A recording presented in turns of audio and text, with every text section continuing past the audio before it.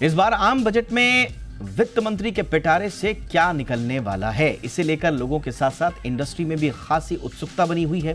खासतौर पर विकसित भारत 2047 का जो लक्ष्य लेकर हम चल रहे हैं उसे पूरा करने को लेकर एफएम इस बार क्या नया रोड मैप देंगी, कौन सी ऐसी सौगातें देंगी कि वो बैकग्राउंड जो है वो स्ट्रॉन्ग तरीके से बन पाए। खास तौर पर infra, AI, green energy, defence sector, ये कुछ ऐसे सेक्टर्स हैं जिन पर लगातार एक्सपर्ट्स की नज़र है। आज हम पूरे के पूरे बजट में क्या कुछ एक्सपेक्ट जानकार और विशेषज्ञ कर रहे हैं उसका विश्लेषण करेंगे स्वयं विशेषज्ञों के साथ। सबसे पहले ये रिपोर्ट देखिए, मैं लौट रहा हूं मेहमानों के साथ।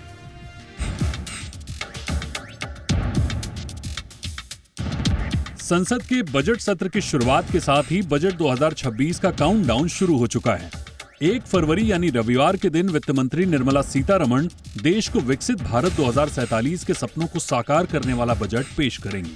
एफएम लगातार 9वीं बार बजट पेश करेंगी, लेकिन बजट पेश करने से पहले आज राष्ट्रपति मुर्मू ने संसद को संबोधित करते हुए कहा कि देश रिफॉर्म, परफॉर्म और ट्रांसफॉर्म के मंत्र के साथ आगे बढ़ रहा है, जिसके चलते बीते 11 साल में भारत की आर्थिक स्थिति काफी मजबूत हुई है। मेरी सरकार भ्रष्टाचार और घोटाला से मुक्त व्यवस्था का निर्माण करने में सफल हो रहा है। इससे करदाताओं की एक एक पाई देश के विकास और जन कल्याण से खर्च हो रही है। भारत आज आधुनिक इंफ्रास्ट्रक्चर पर अभूतपूर्व निवेश कर रहा है। जल, थल, नभ हर क्षेत्र में भारत की तेज गति आज विश्व में चर्चा का विषय है। इंफ्रास्ट्रक्चर को देश की अर्थव्यवस्था की रीढ़ माना जाता है और इस बार बजट से इंफ्रास्ट्रक्चर सेक्टर को निश्चित तौर पर टॉनिक की उम्मीदें हैं। पिछले बजट में सरकार ने इस सेगमेंट पर 11 लाख करोड़ रुपए खर्च करने का लक्ष्य रखा था। इस बार उम्मीद है कि इसे बढ़ाकर 13 से 15 लाख करोड़ रुपए किया जाएगा। यानी जितना ज्यादा पैसा सड़कों, पुलों और रेलवे पर खर्च होगा, उतना ही सीमेंट, स्टील और लेबर की मांग बढ़ेगी और इससे रोजगार के नए अवसर भी मिलेंगे। देश के इंफ्रास्ट्रक्चर को मजबूती दे रहे रेलवे को भी वित्त मंत्री से काफी उम्मीदें हैं। जी बिजनेस के सूत्रों की माने तो इस बार रेलवे बजट 2.5 लाख करोड़ रुपए से ऊपर जा सकता है। तो वहीं नई स्लीपर वंदे भारत और अमृत भारत ट्रेनों के लिए बड़े फंड का आवंटन भी संभव है। इसके अलावा Mumbai Ahmedabad bullet train project और कवच सुरक्षा प्रणाली पर भी सरकार का फोकस रह सकता है। बजट 2026 के केंद्र में डिफेंस सेक्टर के फोकस में रहने की उम्मीद है। इस बार बजट में डिफेंस सेक्टर को बड़ा बूस्ट संभव है। जी बिजनेस को सूत्र से मिल रही खबर के अनुसार डिफेंस बजट करीब 80,000 करोड़ रुपए बढ़ाया जा सकता है, जिसमें करीब 20% का भारी भरकम इजाफा संभव है। इस बार उम्मीद है कि डिफेंस बजट 2,60,000 करोड़ रुपए पहुंच सकता है, जो पिछले बजट में 1,80,000 करोड़ रुपए था। हर बार की तरह इस बार भी स्टार्टअप इकोसिस्टम बजट से बड़ी उम्मीदें लगा रहा है। भारत आज दुनिया के सबसे बड़े स्टार्टअप इकोसिस्टम में से एक है, जिसमें 2 लाख से अधिक पंजीकृत स्टार्टअप शामिल हैं। स्टार्टअप इकोसिस्टम को इस बार बजट से उम्मीदें हैं कि टेक्नोलॉजी, नवाचार और उद्यमिता को नई गति मिलेगी। करीब 10,000 करोड़ के फंड ऑफ फंड्स ने पिछले बजट में प्रोत्साहन दिया था और अब उम्मीद है कि बजट 2026 इसे और आगे लेकर जाएगा। तो हर बार की तरह इस बार भी बजट उम्मीदों वाला होगा। अब देखना होगा कि वित्त मंत्री का किस सेक्टर पर कितना फोकस रहेगा, जो विकास की बयार को रफ्तार देने में अपनी अहम भूमिका निभाएगा, ताकि विकसित भारत 2047 के लक्ष्य को हासिल करने में आ रही बाधाओं को अवसर में तब्दील कर देगा। ब्यूरो रिपोर्ट, जी मीडिया। खास मेहमान हमारे साथ जुड़ रहे हैं। स्वागत करते हैं अतुल जोशी सर का, founder and CEO oyster capital के। बहुत बहुत स्वागत है जोशी सर आपका हमारे शो पे। हमारे साथ हैं डॉक्टर रुमकी मजूमदार, वरिष्ठ अर्थशास्त्री और डेलॉयट इंडिया में डायरेक्टर। डॉक्टर मजूमदार, बहुत बहुत स्वागत है आपका। और हमारे साथ एक और ख़ास मेहमान जुड़ चुके हैं, फिरोज़ अजीज़ साहब हमारे साथ जुड़ चुके हैं, जॉइंट सीईओ आनंद राठी वेल्थ लिमिटेड के। बहुत बहुत स्वागत है फिरोज़ सर आपका भी हमारे शो पे। Good evening. अतुल सर, आपसे चर्चा की शुरुआत कर रहे हैं। सबसे पहले तो सर ये बताइए कि इस बार के बजट में हम एक्सपेक्ट क्या करें? कुछ बिग बोनांजा, कुछ बड़ी बातें होंगी या फिर छोटी मोटी सर्जरीज और फिजिकल डिसिप्लिन को मेंटेन रखने के लिए कॉन्टिन्यूटी, क्या हम एक्सपेक्ट करें सर? मेरे ख्याल से सबसे पहली चीज बजट में होगी वो फिजिकल कंसोलिडेशन। दूसरी चीज होगी डेट टू जीडीपी के ऊपर काफी फोकस किया जाएगा।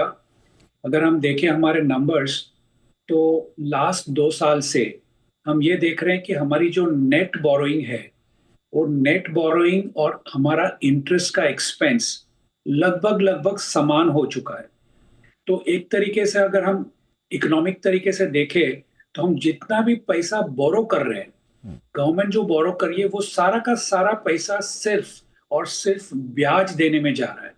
तो ऐसा नहीं है कि हम पैसा बोरो कर रहे हैं मार्केट से और उसको हम कहीं पे लगा रहे हो किसी उपयोगी चीज में, हम या जैसे कि कैपेक्स है या एक्सपांशन है कहीं नहीं लगा रहे, सिर्फ ब्याज में डाल रहे हैं। यानी तो कर्ज उसको लेकर कर्ज चुका रहे हैं। कर्ज लेके कर्ज चुका रहे, यस एब्सोल्युटली। तो वो एक डेट ट्रैप माना जाता है और ये हमारे लिए बहुत ही बड़ी चिंता का विषय है अभी भी और आगे की जनरेशन्स के लिए। तो इसकी वजह से डेट टू जीडीपी के ऊपर एक फोकस रहेगा। मेरे ख्याल से 55.3 के आसपास debt to GDP government fix कर सकती है। फिस्कल डेफिसिट 4.3 4.2 के आसपास रहेगा, लगभग 10 to 20 बेसिस पॉइंट का उसमें घटोतरी हो सकती है। तीसरा जो फोकस रहेगा मेरे ख्याल से वो रहेगा कुछ चुने हुए सेक्टर्स कि जिसके ऊपर गवर्नमेंट फोकस करेगी। ये गवर्नमेंट का एक अच्छी चीज ये है कि हर 2-3 साल में एक नया सेक्टर फोकस करके उसके ऊपर कैपेक्स बढ़ाते हैं, तो जिसकी वजह से वो सेक्टर में हमको काफी कैपेक्स प्राइवेट इन्वेस्टमेंट सब दिखता है। मेरे ख्याल से ये टाइम का फोकस डिफेंस तो रहेगा ही रहेगा। शिप बिल्डिंग जो उन्होंने लास्ट टाइम किया था उसको आगे लेके जाएंगे। तीसरा और मेरे ख्याल से ऑयल एंड गैस के ऊपर भी कुछ हम देख सकते हैं। जीसीसी एआई वो भी रहेगा, लेकिन मेरा फोकस रहेगा defence, aerospace, oil and gas और शिप बिल्डिंग। ये 4 सेक्टर मेरे ख्याल से मेन रहेंगे। और एक चीज ये बजट में जो अभी तक जो नंबर्स आंकड़े सामने आ रहे हैं उसमें एक बहुत अच्छी चीज मुझे जो देखने को मिल रही है वो रेवेन्यू एक्सपेंडिचर काफी कंट्रोल में गवर्नमेंट ने ले लिया है। तो अगर रेवेन्यू एक्सपेंडिचर गवर्नमेंट कंट्रोल में लेती है तो इसका फायदा यह है कि जो पैसा बच जाता है वो कैपेक्स में लगा सकते हैं।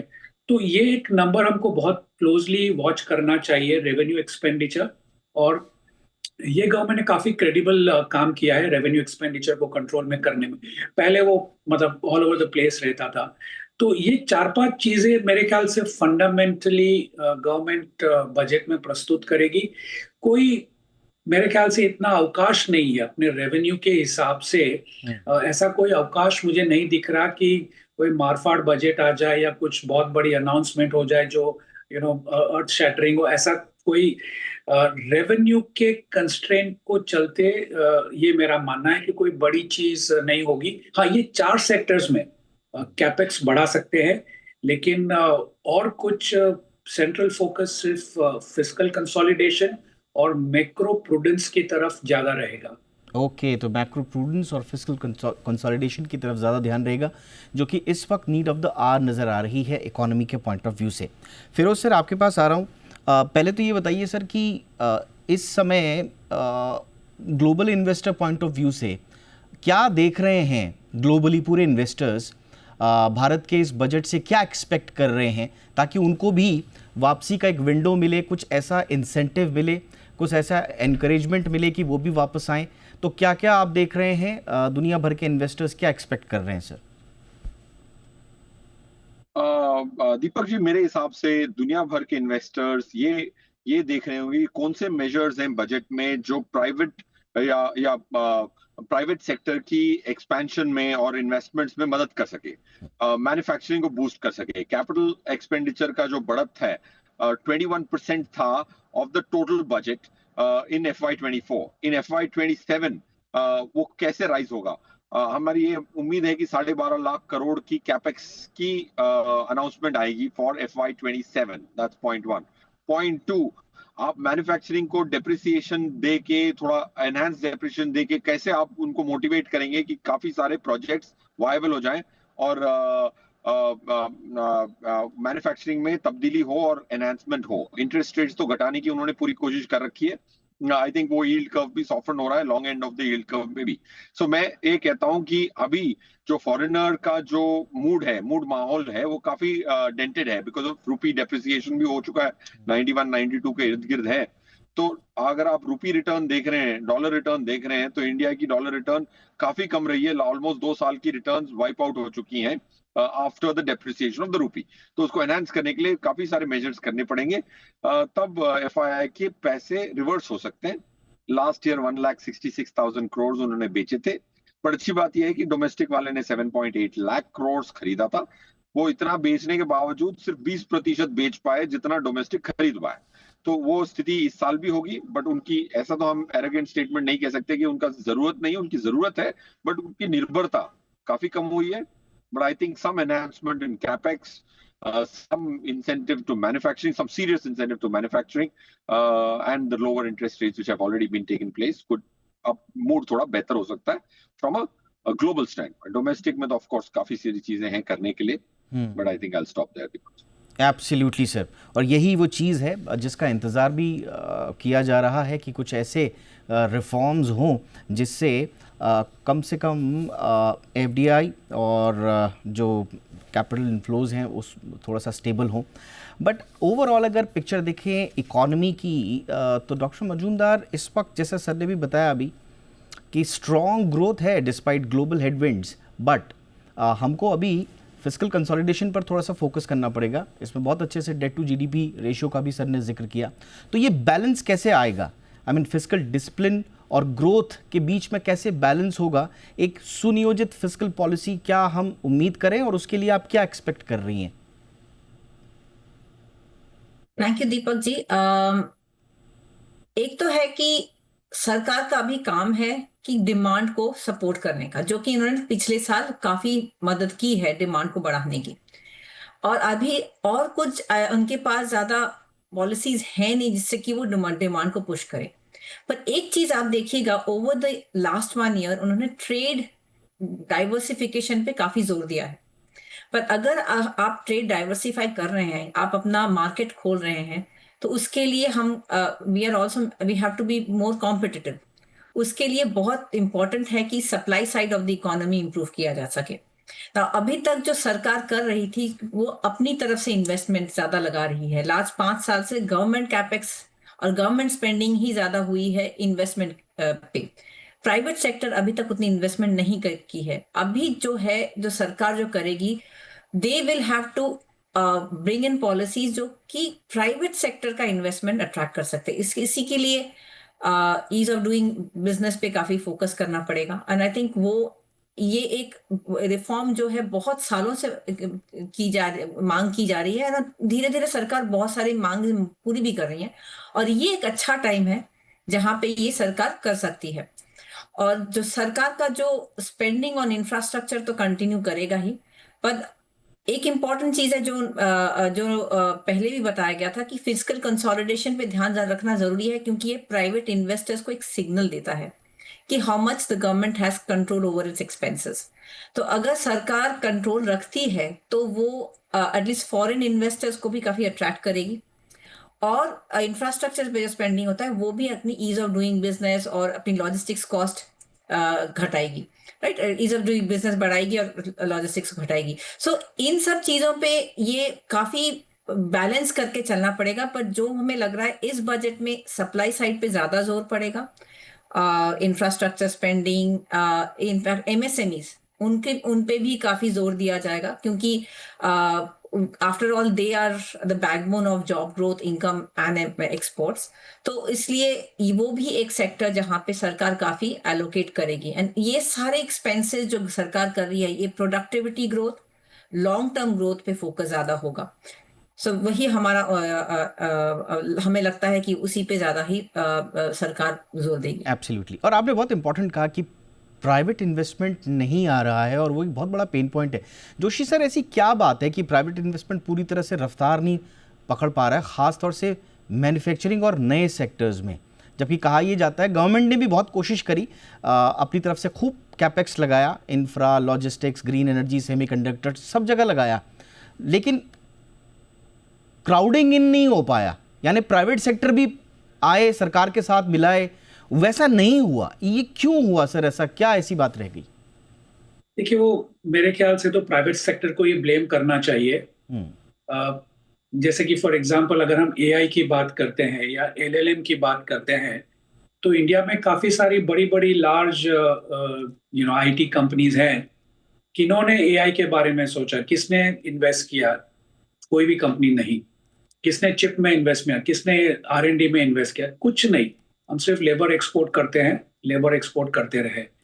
तो हर एक सेक्टर में हम ये देखते हैं कि इंडियन प्रमोटर जो है उसको पहले कंफर्म्ड सेल्स चाहिए कि भैया मेरा माल बिक जाएगा, तो मैं रिसर्च क्यों करूं? जो पहले से बिक रहा है उसमें थोड़ा सा वैल्यू एडिशन करके अगर मैं बेच सकता हूं तो मैं बेच दूंगा। तो ये जो माइंडसेट है कि मुझे पहले कंफर्म्ड सेल्स हो तो ही मैं इन्वेस्ट करूंगा, तो इसकी ये मेरे ख्याल से सबसे बड़ा साइकोलॉजिकल बैरियर है और इसका हम प्रूफ दे सकते हैं। जैसे कि गवर्नमेंट, मैंने कहा कि ये गवर्नमेंट की बहुत अच्छी चीज है कि ये सेक्टर्स चूज करके उसके पीछे चली जाती है। जैसे कि रेलवे हम देख ले तो सारे रेलवेज में आगे, इनफैक्ट 2004 से हम देख सकते हैं, 2004 में रोड आए तो काफी इन्वेस्टमेंट रोड में हुआ, काफी बड़ी बड़ी कंपनीज हम रोड में एपीसी में देख सकते हैं। उसके बाद में पावर प्लांट्स आए तो यूएमपीपीस थे, अल्ट्रा मेगा पावर प्रोजेक्ट्स, तो आप देखिए कितनी बड़ी बड़ी कंपनीज ने पावर प्रोजेक्ट्स लगाए। उसके बाद में पोर्ट्स, एयरपोर्ट्स, रेलवेज, डिफेंस, अभी जीसीसी, एआई, तो जहां पर गवर्नमेंट इन्वेस्ट कर रही है, जहां पे कंफर्म्ड सेल्स है, बस उसी में प्राइवेट सेक्टर का इन्वेस्टमेंट जा रहा है। बाकी जो नए सेक्टर डेवलप कर सकते हैं, जहां पे नया डिमांड क्रिएट कर सकते हैं, export orientation, technologically advance equipment, products, India का फोकस बिल्कुल नहीं है। और ये मेरे ख्याल से इंडियन प्रमोटर की कमी है, ना कि गवर्नमेंट की। गवर्नमेंट ने बहुत ही बढ़िया एफर्ट किया है। जैसे मैंने कहा कि पिक एंड चूज, और दो साल 3 साल नया सेक्टर, 2 साल 3 साल नया सेक्टर, तो ये आत्मनिर्भर भारत के लिए बहुत ही अच्छा है। लेकिन प्राइवेट इन्वेस्टमेंट पिकअप करेगा चाहे कुछ भी इंसेंटिव आ जाए। मुझे नहीं दिखता कि इंडियन प्रमोटर्स गवर्नमेंट को कैपेक्स के सेक्टर्स छोड़ के कहीं और इन्वेस्ट करेंगे। मुझे नहीं दिखता वो कोई R&D ड्रिवन इन्वेस्टमेंट्स मुझे नहीं नजर आ रहे। वही रहेगा जहां गवर्नमेंट खर्चा करिए, वो सेक्टर्स में कैपेक्स बढ़ेगा, बाकी कहीं पे कोई उम्मीद नहीं है। तो ऐसे में तो थोड़ा सा दिक्कत रहेगी, बट फिर भी फिरोज सर, थोड़ा सा ये बताइए कि वापसी की कंडीशंस एक बार फिर से हम थोड़ा सा और डिटेल में समझना चाहेंगे। विदेशी निवेशक, एक तो ओवरऑल माहौल अभी क्या लग रहा है, अगर आप टाइम एक होराइजन बता पाएँ, ये विदेशी निवेशक कब तक दूर रहेंगे और वापसी की कंडीशंस क्या हैं? यूएस फेड रेट कट्स की स्थिति भी अभी साफ नहीं हो पा रही है, जियोपॉलिटिकल स्टेबिलिटी, अब कुछ कह ही नहीं सकता कोई कि क्या हो रहा है क्या नहीं हो रहा है, और जो भारत की जो कॉर्पोरेट अर्निंग है उसका भी रिवाइवल कब होगा क्या होगा ये आप लोग बेहतर बता पाएंगे। तो क्या शर्तें हैं विदेशी निवेशकों की वापसी की कंडीशंस की, और उस दिशा में इस बजट में क्या क्या करना होगा? दीपक जी देखिए, अगर एफआई की होल्डिंग इंडिया में देखी जाए तो ज्यादातर होल्डिंग पैसिव्स के पास है, एक्टिव के पास कम है। आज आप देख रहे हैं $1 ट्रिलियन की अगर मार्केट कैप अगर एफआई ओन करता है, अंदाजन ऑफ कोर्स 900 बिलियन है, I am just rounding it off for the ease of conversation, तो आप देखेंगे कि अर्ली 60-70% पैसिव फंड्स के पास है। Vanguard must be owning Nifty 50 के कंपनीज में अगर आप शेयर होल्डिंग उतारते हैं ब्लूमबर्ग से तो आपको पता लग जाएगा कि कितने पैसिव एमएससीआई को फॉलो करने वाले, एफटीएससी को फॉलो करने वाले कितने हैं और एक्टिव कितने हैं। इसीलिए आप देख रहे हैं जितनी भी पैसे निकले वो इतने नहीं निकलते, 18-20 बिलियन निकले हैं last year, and that's been the highest ever. Okay, second highest ever has been calendar year 22, जिसमें करीबन उस टाइम का डॉलर भी ले लूं मैं तो तब भी 17-18 बिलियन डॉलर ही निकला था। तो 900 बिलियन डॉलर में इतनी हुआ होने के बाद 2% क्यों निकलता है? क्योंकि बाकी पैसा, काफी ज्यादा पैसा पैसिव के पास है। ये कोई समझ ही नहीं रहा, सब एफआई को एक ही नजरिए से तोड़ रहे हैं। वैनगार्ड ने एक शेयर नहीं बेचा होगा काफी सारी कंपनियों में। आप लास्ट ईयर की दिसंबर की रिपोर्ट निकाल लें, इस साल की दिसंबर की रिपोर्ट निकाल लें, तो आपको शेयर होल्डिंग चेंज पता लग जाएगी। आप ये शॉक होंगे कि largest owners in the FI have not sold. तो बेचा किसने है? एक्टिव वाले 15-20 लोग हैं जो टॉप 70-80% एक्टिव होल्ड करते हैं, उन्होंने काफी सारा बेचा है। अब पहले तो ये समझना है कि बेचा किसने। अब वापस आने की कंडीशन, पैसिव वाला तो आ रहा है, लास्ट ईयर भी उसने परचेज ही किया है, वो गया ही नहीं है पैसिव वाला। और मैं ये काफी कॉन्फिडेंस से कह सकता हूँ क्योंकि बहुत सारी कंपनियों की शेयर होल्डिंग मैंने देखी है, स्पेशली वर्ल्ड का लार्जेस्ट पैसिव है वैनगार्ड। अब रहा एक्टिव वापस आएगा मेरा ये अंदाजा है, क्योंकि वो भी एग्जैस्पिरेटेड है बेच के, और आज की 91-92 में पास्ट परफॉर्मेंस खराब है, बट 91-92 में रुपी खरीदना is a sensible thing, FI समझता है। मार्च तक मेरे हिसाब से some signs of a positive number should emerge. रहा सवाल एफआईआई आएगा नहीं आएगा, मेरे हिसाब से इस साल एटलीस्ट 5 से 6 लाख डोमेस्टिक परचेज करेगा। अगरचे वो होता है और एफआईआई 1 लाख बेचता भी है net net for the full year, you would still be okay and buoyant. इसीलिए इतना हुल्ला होता है, इतनी मार्केट में भय होता है, बट मार्केट बाउंस बैक कर जाती है। 500 पॉइंट, 700 पॉइंट, 1000 पॉइंट, निफ्टी के 26,000 पे 4% होती है। उतना तो एक स्टॉक आधे घंटे में कर देता है आजकल। So Nifty has been reasonably stable, that's because of the domestic flows which should continue for the year.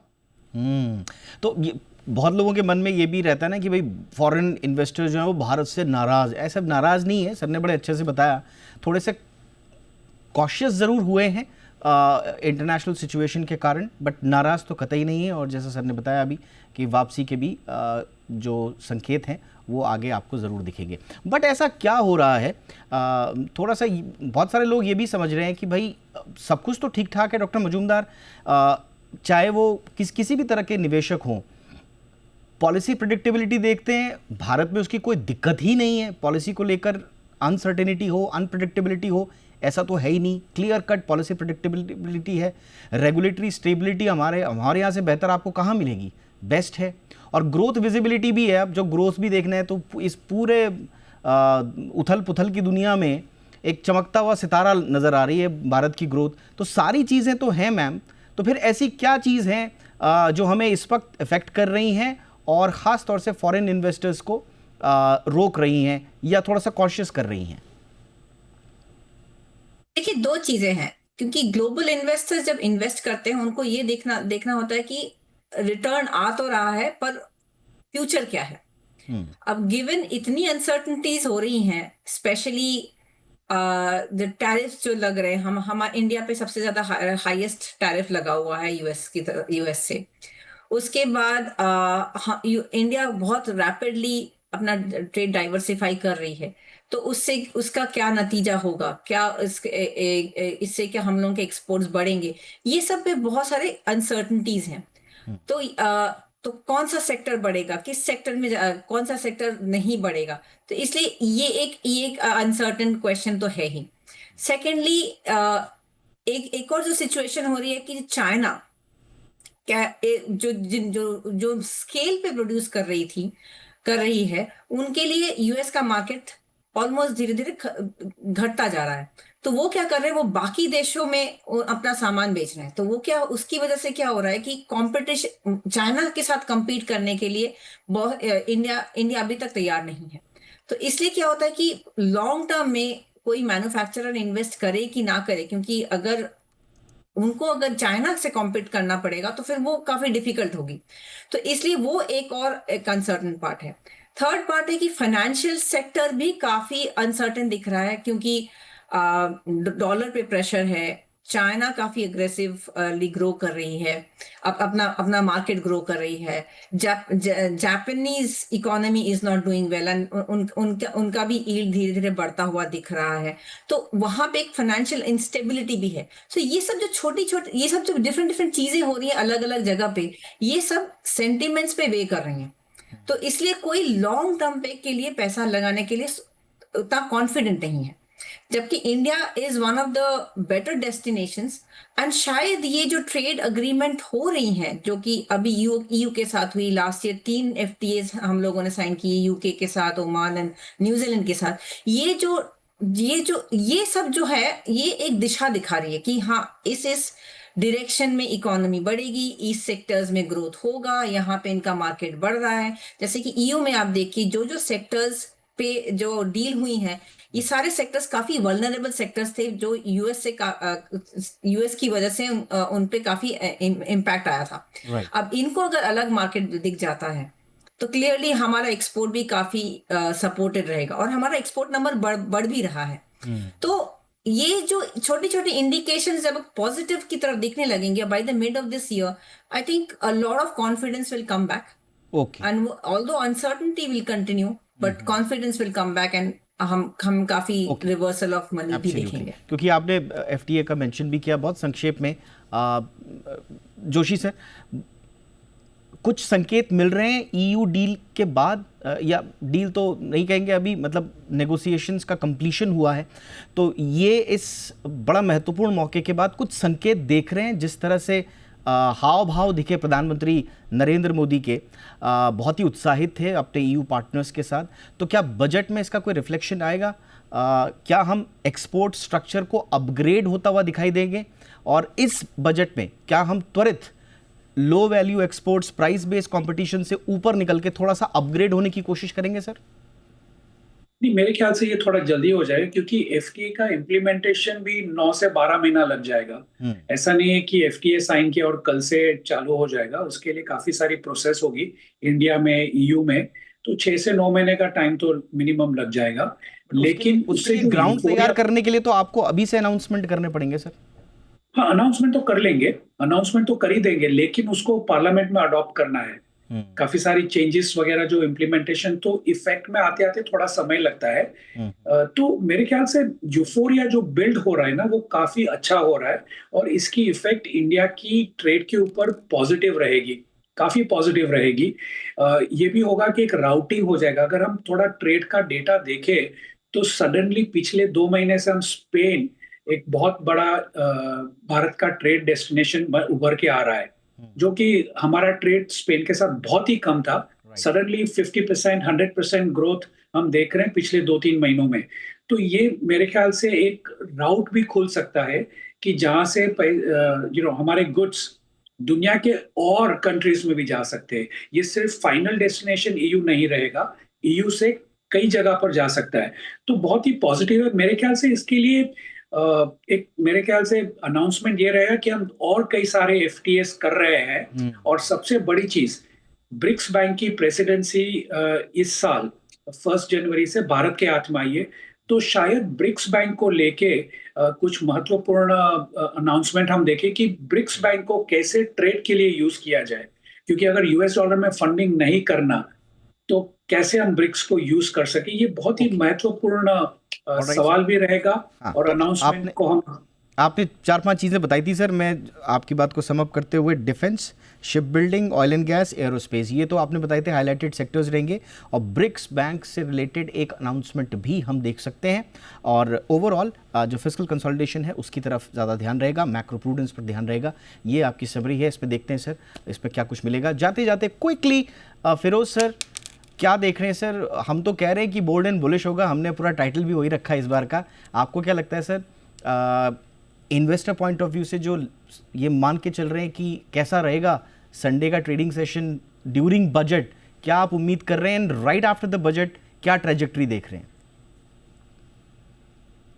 Deepak ji, मैं पॉजिटिव टेरिटरी देख रहा हूँ। फरवरी की अगर आप फ्यूचर्स की प्रीमियम देखते हैं ना, 250 रुपए, 200।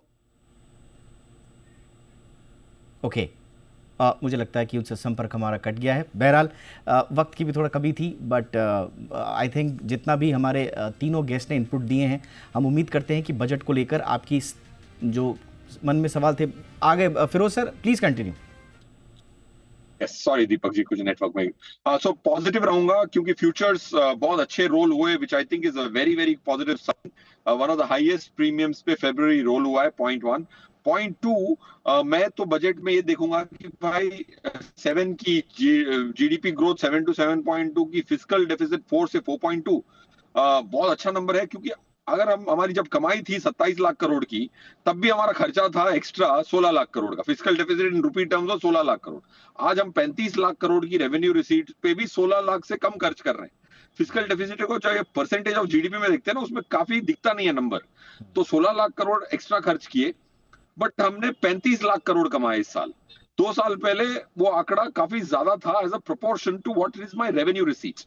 सो फिस्कल प्रूडेंस खाली अंग्रेजी में नहीं है, मैथ में डिलीवर हो रहा है। और इस बार अगर अच्छी से डिलीवर हुआ तो काफी मेरे हिसाब से जो फॉरेन एक्सचेंज रिजर्व्स भी हैं, $700 बिलियन पे आने की उम्मीद है। सो आई थिंक ये सब मिला के आपका जो जुमला है कि bold and better, I think that's the direction in which my thought process would also gravitate. All right sir, let's see. और आप सब लोग तो साथ में रहेंगे ही, आप लोगों के हम विश्लेषण एनालिसिस बीच बीच में लाते भी रहेंगे, बजट से पहले भी, during the budget also and right after the budget. उसके बाद तो आप लोगों का एनालिसिस हम लेंगे ही। फिलहाल आज की चर्चा में शामिल होने के लिए बहुत बहुत शुक्रिया doctor Rumki Majumdar ma'am, thank you so much ma'am. Firoz Aziz sir, thank you so much sir for your time.